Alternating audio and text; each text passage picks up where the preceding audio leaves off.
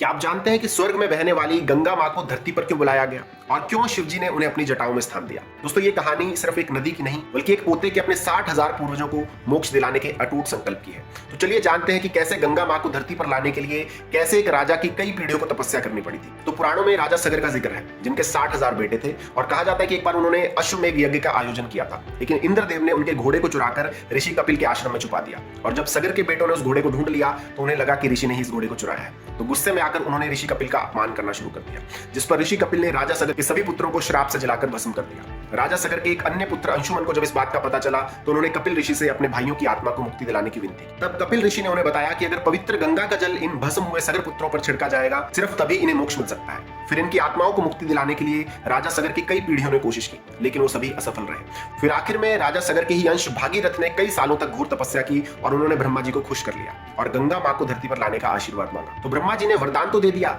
लेकिन साथ ही ब्रह्मा जी ने चेतावनी भी दी कि गंगा के तीव्र वेग से ये धरती नष्ट हो जाएगी। तो फिर इस चुनौती से पार पाने के लिए भागीरथ ने भगवान शिव की आराधना की। तो भगवान शिव गंगा मां को अपनी जटाओं में रोकने के लिए तैयार हो गए।